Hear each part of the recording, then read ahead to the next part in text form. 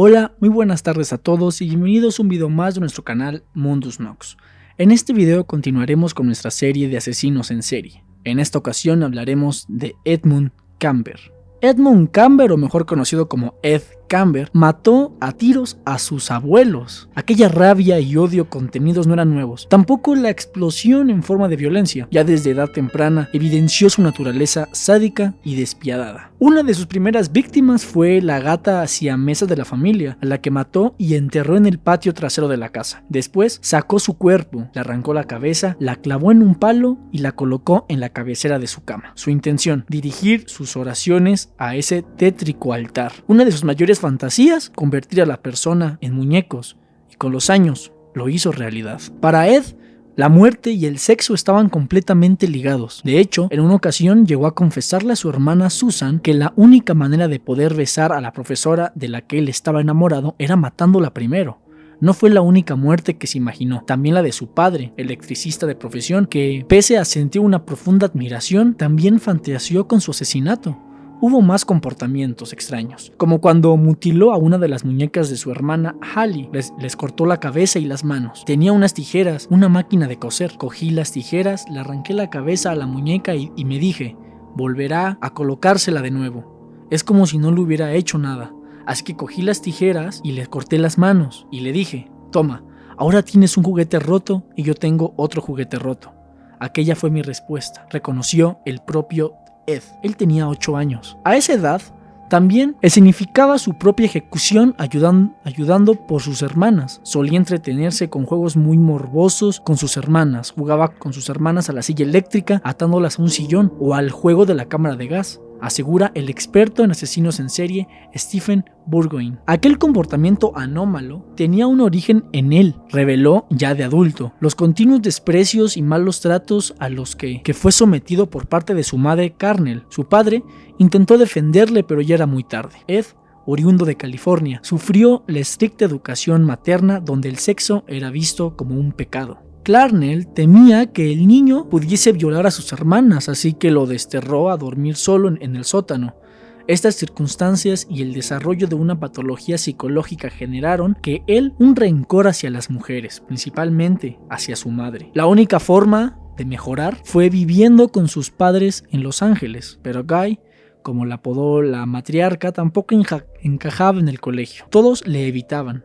Su gigantesca altura era parte de la responsable. Las burlas eran un continuo, así que el padre decidió llevarlo al adolescente a la granja de sus abuelos en Norfolk. No quería ocuparse de él, la madre tampoco, y los abuelos decidieron ayudarle con la educación de Ed. Sin embargo, la abuela era un calco de su madre, manipuladora y una maltratadora emocional. De ahí los asesinatos. Aquel supuesto arrebato no había hecho más que comenzar, porque cuando el sheriff de la localidad le preguntó el porqué de aquella aberración, su respuesta fue: me preguntaba lo que sentiría al matar a mi abuela. Tras la exploración psicológica del menor, los expertos le diagnosticaron que padecía una esquizofrenia paranoide. Así fue recluido en el hospital del estado, en la ciudad de Atascadero, un recinto especializado en agresores sexuales y en criminales con problemas psicológicos, del que salió con 21 años. Era 1969. Aquel gigante de 2 metros, 130 kilos de peso y un coeficiente intelectual de 145, es decir, el de un genio, volvía a casa, a la de su madre, Carnell. Había logrado ocultarse bajo la apariencia de un paciente modelo, que mientras ayudaba como secretario del personal psiquiátrico, alimentaba un odio visceral hacia su madre. Tras matar a sus abuelos a tiros, su tercer crimen llegó el 7 de mayo de 1972, después de una monumental bronca con su progenitora. Cogió el coche y condujo en busca de una nueva víctima. These rages got. I was raging inside. There was just incredible energies. Positive and negative, depending on a mood, that would trigger one or the other. And outside, I looked troubled at times. Other times I looked moody. Other times perfectly serene. Not very sane. But again, people weren't even aware of what was. Eran las 4 de la tarde cuando 2 estudiantes de Fresno College State, Mary Ann Pisk y Anita Lucecha, se subieron al vehículo del que sería su verdugo. La idea era llevarlas a la Universidad de Stanford, pero tomó una carretera secundaria y terminó por llevarlas a un lugar solitario. Cuando las jóvenes se percataron que algo raro pasaba, le preguntaron: ¿qué es lo que quieres? A lo que Kemper sacó su pistola y respondió: ya saben lo que quiero. Primero, encerró a Anita en el maletero para después bajar y matar a Marianne. Le cubrió la cabeza con una bolsa de plástico e intentó estrangularla con un cinturón, pero se resistió demasiado, así que él pasó la hoja de la navaja buscando el lugar aproximado del corazón y le atravesó la espalda. Luego ella se giró completamente para poder ver o para proteger su espalda y él le clavó la navaja en el estómago. Fueron varias puñaladas hasta que le empujó la cabeza hacia atrás y le hizo un corte en la garganta. Perdió el conocimiento inmediatamente. Desde el maletero del coche, Anita escuchó los gritos de auxilio de su amiga. Sabía que correría su misma suerte, que Kemper no le dejaría marchar con vida. Y así fue. Su forma de acuchillarla fue inclusive más violenta y sádica que con Marianne, pero matar no era suficiente. Ed condujo hasta su piso e introdujo los cuerpos, los fotografió con una cámara Polaroid y guardó las fotos de recuerdo. Después, decapitó sus cuerpos y violó sus cadáveres y sus cabezas. Luego los desmembró, guardó los pedazos en bolsas de plástico y al día siguiente condujo hasta Loma Prieta, la montaña más alta de Santa Cruz, y enterró algunos de los restos. De otros se deshizo en algún vertedero, pero no solamente enterró sus cadáveres, sino que visitó el lugar y la tumba en varias ocasiones. Él aseguraba que amaba y necesitaba a Marianne. You were involved in the campus because your mother worked there. Yes. I was also involved in killing co-eds because my mother was associated with college work, college co-eds, women, and had a very strong and violently outspoken position on men for much of my upbringing. My mother was a sick, angry, hungry, and very sad woman. I hated her, but I wanted to love my mother. And I watched the alcohol increase. I watched her social life drop off. I watched her get bizarre. She had terrible pain from her life.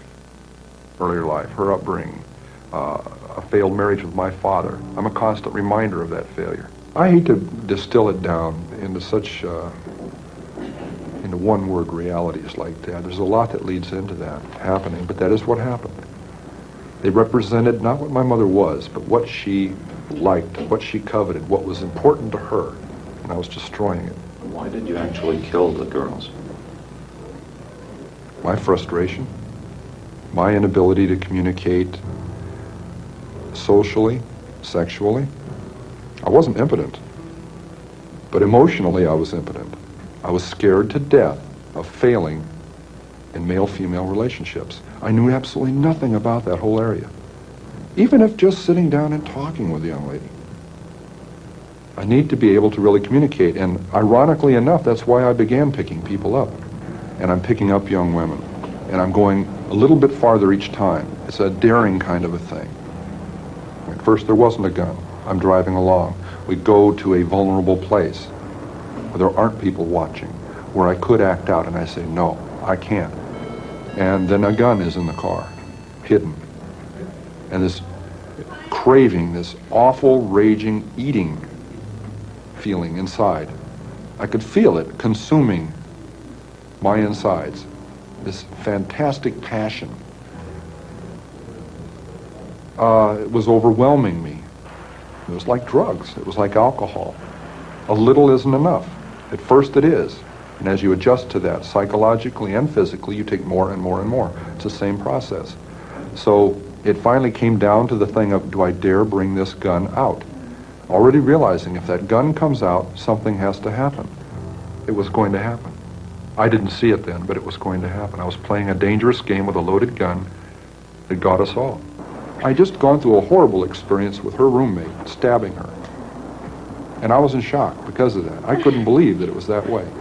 And I'm walking back there bewildered. I gotta kill her. I can't let her go. She's gonna tell on me. Everybody's gonna get me.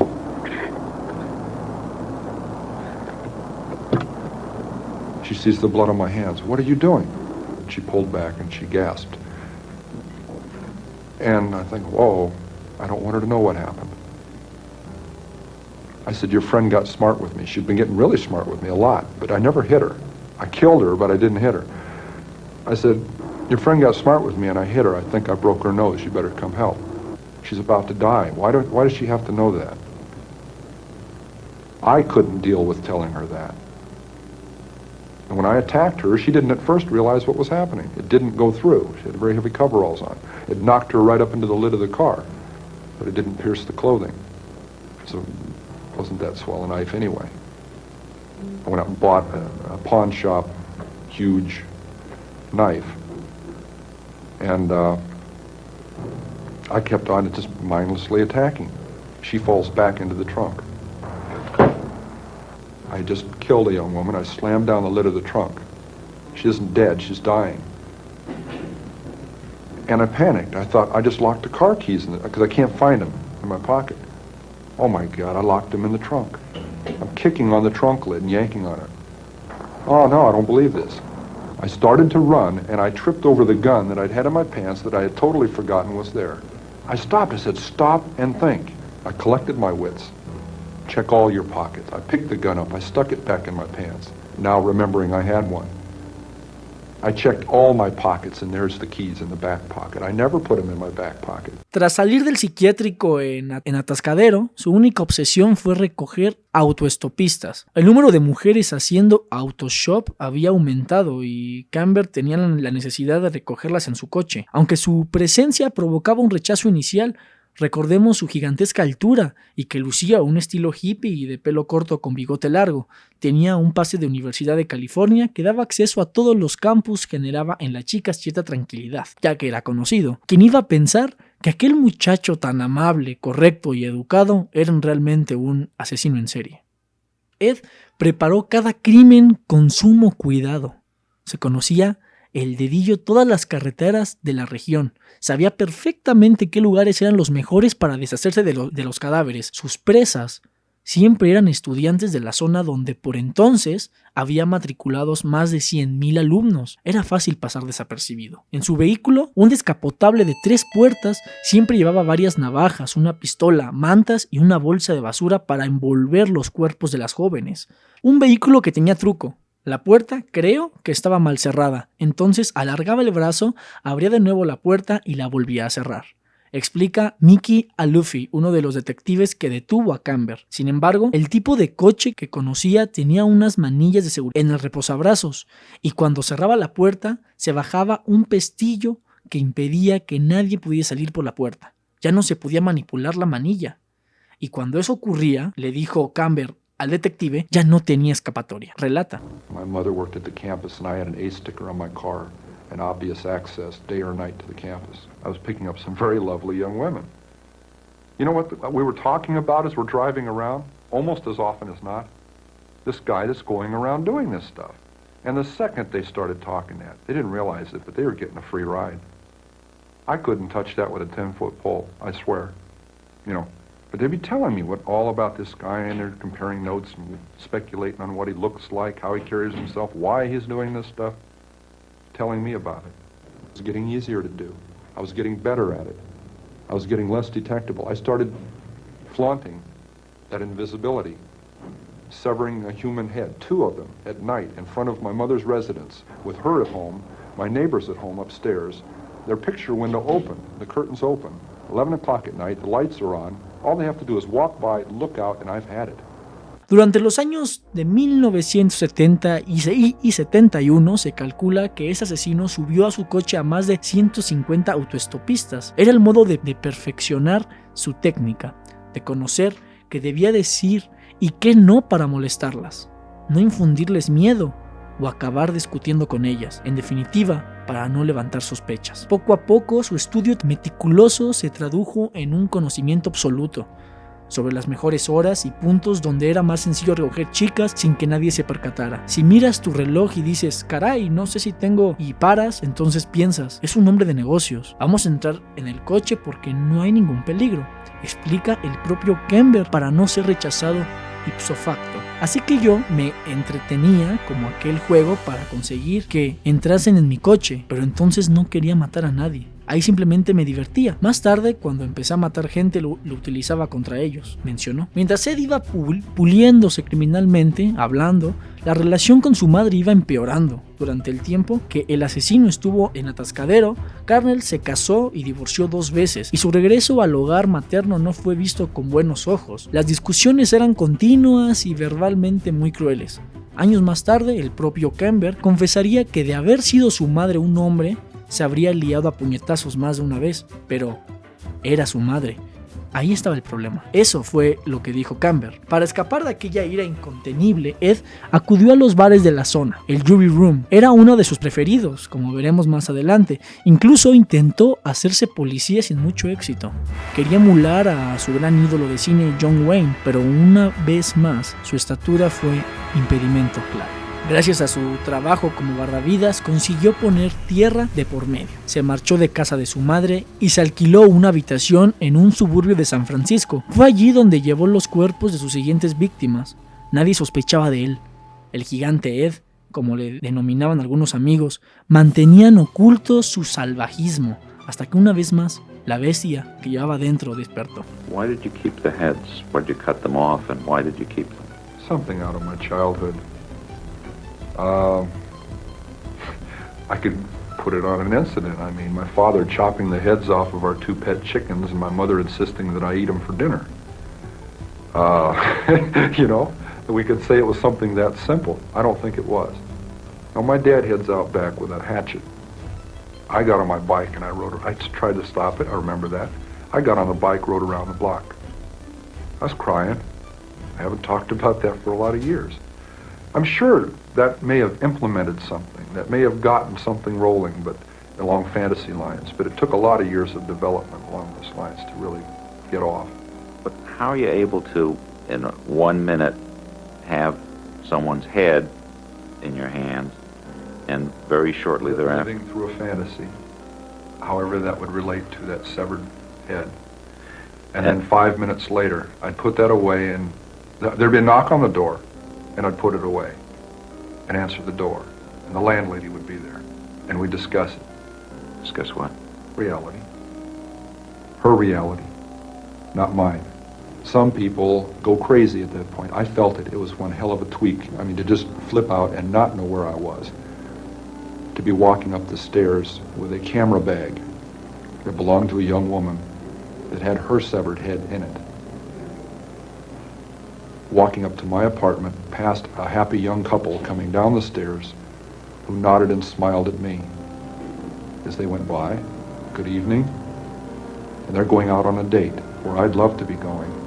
And I'm aware of both of these realities, and the distance between those two is so dramatic, so amazing, so violent, that really, I could feel the wheels squeaking inside. That was really pulling on it. And I imagine at that point some people break. But I didn't literally go insane. I didn't get lost. Su siguiente víctima fue Aiko Ku, de 15 años, cuando iba camino a la clase de baile. Pese a la dura resistencia que implora la adolescente, Kemper logró violarla en varias ocasiones y asesinarla. Tras meter el cuerpo en el maletero, se lo llevó a casa de su madre. Durante varios días acudió a casa de Carnell para comprobar si se había percatado de algo distinto en él, es decir, si aquel instinto asesino se veía reflejado en su cara o en su actitud. La madre no percibió absolutamente nada. Ed había perfeccionado el modo de llevar aquella doble vida. Con el cadáver de la joven en una caja, Kemper no podía evitar tocarla, palparla para saber, como describiría después, qué partes estaban aún calientes. Sentía curiosidad, la misma que le ocurre al pescador cuando se lleva un trofeo. No obstante, un punto importante para entender cómo funcionaba la mente de este individuo es que el asesinato de Aiko Ku se produjo cuando acudía al psiquiatra forense. De hecho, le realizaban evaluaciones de forma regular para comprobar su estado. Y en la última, que se produjo tras entregarse a esta orgía criminal, Ed acudió como de costumbre ante los peritos y fingió tal lucidez, que los propios profesionales acordaron que el joven ya no representaba una amenaza para sí mismo ni para los demás. Sus progresos, según ellos, eran evidentes y recomendaban eliminar de su historia los antecedentes juveniles. El engaño fue absoluto, porque aquel día Ed Kemper llevaba en el maletero de su coche la cabeza decapitada de una de sus víctimas. Los crímenes se siguieron sucediendo y con él los errores. Tal era la sed de sangre que Ed comenzó a frecuentar el campus de la Universidad de California muy próximo a su casa, y con ello acababa de quebrantar una regla básica de todo asesino en serie: matar en lugares donde le podrían reconocer, pero estaba decidido a llevarlo a cabo. Con una Rutgers automática del 22, como un cañón de 15 centímetros, Kemper continuó con sus cacerías. Santa Cruz comenzó a llenarse de muchachas desaparecidas y posteriormente asesinadas y mutiladas. Su excusa seguía funcionando: sacó el arma y dijo que quería suicidarse. De ese modo lograba que el estudiante se compadeciese de él y así terminara con su macabro plan. They'd buy me a beer, I'd buy them a beer. Casual relationships, but I was poking around a little bit trying to find some things out. I knew they wouldn't be privy to hot information, but there were some things that were bothering me, like were there any speculations on how they were dying. Did the cops like you? Like I said, a friendly nuisance. I got in the way, and it was deliberate. Again, friendly nuisances are dismissed. How did you get the knowledge to outsmart the police? Watching television, believe it or not. Joseph Wambaugh, police story. Got some tremendous insights into not just the gimmicks, the actual things, the tidbits that he would pick up from their procedures, but the mechanics behind that, the logic behind it, was I would not allow myself to walk into even a potential trap of behavior. And one of those was talking about those crimes too much to people, initiating conversations about that. There was a memorial service for 2 of the victims. Yes. Were you tempted to go? Yes. But I'd seen one too many episodes of one too many crime shows where that is one of the available resources for clues. Tracking down the attenders, one man taking pictures of the people there to eliminate as potential suspects. At the wrong house, it was across the street, and I'm playing around with the car, standing next to the gun in the trunk. They come over and ask me about, excuse me, sir, do you know who lives in this house across the street here? Well, that house was 609 Harriet. You cross back over to this side into 609 Ord, and they were looking for me and didn't even know that, see what I mean? Bad news. Well, at any rate, we walk into the house to have them ask my mother about this other house, and I'm saying, hey, which 609 are you looking for? And they said, are you Ed Kemper? Yes. And it goes on. And I needed to find out what they were looking for, the murder weapon, the .22 automatic, or the .44 Magnum, and I don't want to advertise that I've got a whole bunch of guns. So I made a comment to divine between the two. And I said, yes, quite a little gun, isn't it? And he retorted, a .44 Magnum, I hope so. And I said, whew, okay, because that loaded .22 was under the front seat and guaranteed me an arrest right on the spot. And .44 was in the trunk. I forgot that. I took him in the house, we went into my bedroom, and the closet doors open, and I have a high-powered rifle with a scope on it. you had some other stuff in the house too, yes? Yeah. I had the personal effects and identification of the last 2 co-eds that had been murdered about 2 months before, right next to the guns in the closet, in a box. Could he have seen it? No, but when he arrested me for having all those guns and went through the rest of the closet looking to see if there were any pistols or anything else, he couldn't have helped notice a purse, a book bag, and co-ed ID inside of those belonging to their 2 latest murder victims. I'd back up and said, oh, excuse me. I just remembered something. And instantly he responds to what I'm saying. My hand moves. Back we go outside, and he's still thinking, boy, this is a really nice and helpful guy here. Además, cada crimen normalmente coincidía con una fuerte discusión con su madre. Tras marcharse de un portazo, la bestia iniciaba el rastreo de su próxima presa, pero faltaba aún su última obra maestra: matar a su madre. Le corté la garganta con un cuchillo y después la decapité. Contó durante su conversación con el criminólogo y uno de los mayores expertos en asesinos en serie, Robert Ressler. Violé su cabeza cortada. Cuando terminé, puse la cabeza en un estante y le grité durante 1 hora. Le lanzaba dardos. Comentó, sin inmutarse: el homicidio de su madre, Clarnell, fue el fin de los asesinatos de estudiantes, aunque no el último. Tras matar a la matriarca Ed, sabía que su doble vida acababa resquebrajarse. ¿Cómo iba a contar que su madre ya no estaba? Decir que se había fugado, imposible. Jamás abandonaría a su familia.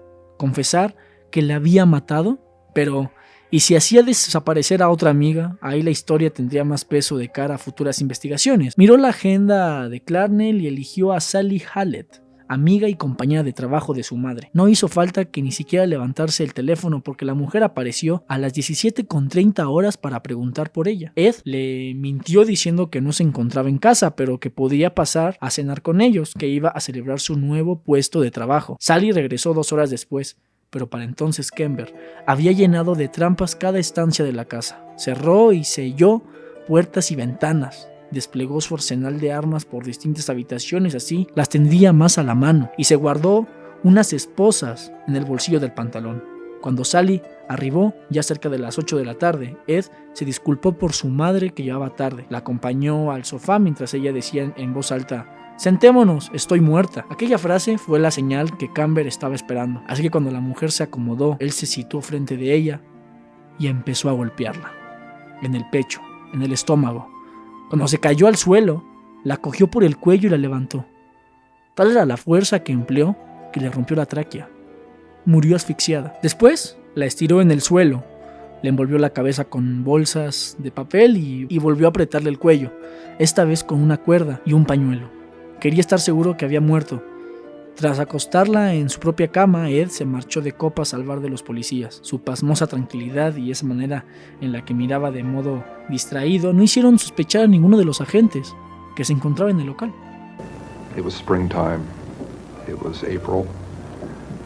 And for 2 months I hadn't killed. And I said, it's not going to happen to any more girls. It's got to stay between me and my mother. And I can't get away from her. We're still fighting. She's still belittling me. I'm like a puppet on a string, and I entertain her. She knows all my buttons, and I dance like a puppet with that pain. And it had even gotten physical, to where I had physically grabbed her and thrown her onto her bed, trying to emphasize a point that I was threatening to kill her. So here I pick up these 2 young ladies in Berkeley on Ashby Avenue. One has flowers in her hand, petite little dolls.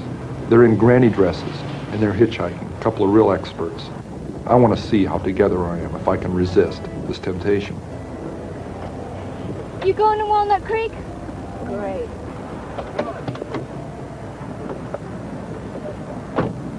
And they get in my car. They want to go one way. I know they need to go the other. If they go the way they're insisting on, we're headed right back out to where the first 2 co-eds were murdered. And I'm saying to myself, oh my God, all I got to do is relax, and they'll take me to their death. I've got the gun in the car, the same one I've been doing it with. I insisted. As gently as I could, I took them where they needed to go, to their college.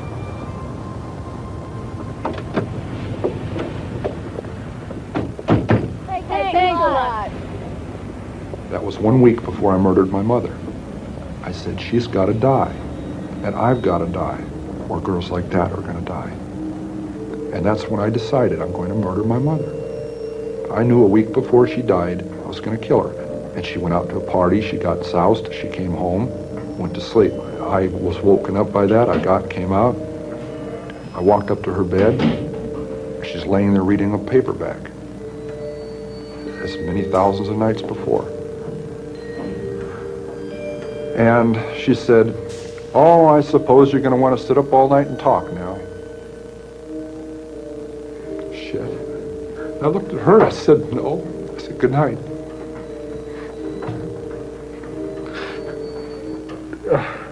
And I knew I was going to kill her, you know? And I was so cold and so hard. And that's the first time in 10 years I've looked at it that way. I mean, that intensely, that honestly. It hurts. Because I'm not a lizard, I'm not from under a rock. I came out of her vagina. See? I came out of my mother. And in a rage, I went right back in. For 7 years, she said, I haven't had sex with a man because of you, my murderous son. This is one of our arguments. And I cut off her head, and I humiliated her corpse. So there, you know, a 6 young woman dead because of the way she raises her son and the way her son is raised, the way he grows up. And what's her closing words? I suppose you want to sit up all night and talk. God, I wish I had.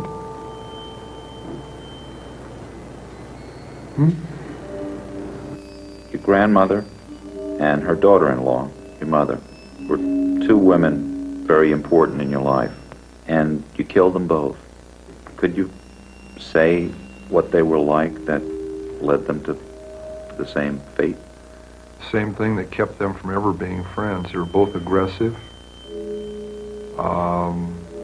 matriarchal women. They'd been the daughters of strong matriarchal women. I still loved my mother, and it's hard for somebody to comprehend that you murder your mother through love. It isn't a rational process. It's a very painful process. It isn't rational, and I've got to still live with that. Al regresar a su casa, cortó la cabeza de Sally para luego echarse a dormir. Fue en ese momento cuando se dio cuenta que estaba perdido. No había matado a dos desconocidas en una carretera, sino a su madre y a una amiga. Y dentro de su propio domicilio ya no había escapatoria. Decidió dejar una nota confesando los crímenes y una vez lejos, ya en Pueblo de Colorado, con el cadáver de Sally aún en el maletero, llamar a la comisaría para confesar todos los asesinatos. No le creyeron y no fue hasta una segunda llamada cuando la policía comenzó a moverse. Era el 23 de abril y acababan de dar con el peligroso asesino Ed Kemper. Tras su detención, Kemper decidió explicarlo todo sin abogados. Contó todos y cada uno de los crímenes, quiénes eran, cómo las mortificó y asesinó y dónde se había deshecho de sus cadáveres o lo que quedaba de ellos. Lo hizo sin vacilar, frío, coherente y completamente lúcido. Su memoria era extraordinaria y así lo demostró durante el juicio. Todos aquellos asesinatos, los de las muchachas, no eran sino una preparación para matar a su propia madre. Era a ella a quien culpaba de las ausencias de su padre y sobre todo de tantos años de maltrato y vagaciones. Pero con el asesinato de su madre no obtuvo una satisfacción alguna, más bien fue una catarsis, un punto y aparte que le llevó a entregarse. El 8 de noviembre de 1973, el estado de California finalmente le condenó a la cadena perpetua y recomendó que jamás obtuviese la libertad condicional. Harold Cartwind, el investigador de la defensa de Kemper, dejó claro porque este asesino no puede salir de prisión, porque no se puede en absoluto correr el riesgo de que lo que se produjo una vez pueda volver a suceder. Así que no, yo no quiero volver a ver a Kemper en la sociedad, pese a haber participado en su defensa, declaró el abogado. Hasta él mismo sabe el peligro que supone para el resto. Si fuera la sociedad, no confiaría en mí. Ese fue un testimonio que fue grabado por el criminólogo Robert Reser en la década de los años 70 y que gracias a la serie Mindhunter vuelve a estar en la actualidad. Durante aquellos años, durante aquellos encuentros entre el agente de policía y el asesino, describió a la perfección cada asesinato, pero sobre todo, su verdadera motivación, su madre. Así que cuando acabó con su vida, tenía que parar. Era una especie de proceso catártico. Muerta ella, ya no había razones por las cuales seguir matando. Eso fue lo que dijo Ed Kemper. Why did you wind up giving yourself up? It had to stop. It had to stop. Once my mother was dead, there's almost a cathartic process at that point. I got physically ill right then, when she died, when I murdered her. And once she was dead, there was no way I could back out. I had backed down from giving up 1,000 times. You know, I used to get drunk and go sit out in front of the sheriff's department in a parking lot across the street on one of those little concrete parking berms, and I just sit there and say, no, I still can't. The clanging doors, I could still hear them. No, because it'll never open again. You know, so I rationalized that to give up would be insane. To give up would be crazy. I'd be giving away my freedom, and I don't need to. But I look back on that and wish I had earlier, when I was saying those things to myself. The people who were later dead wouldn't be. The regret that came later would have not had to be. Those people, not things, those people would still be with their families, with their loved ones. They would have their own families. If I had had the courage to make that decision, instead of painting myself into the corner. Y bueno, eso ha sido todo. Espero que les haya gustado el video. Si es así, les dejo aquí en la pantalla la lista de reproducción de otros asesinos en serie y el video anterior. Si les gustó, denle like al video y suscríbanse al canal si no lo están. Les habla su amigo Mundus Nox. Hasta pronto.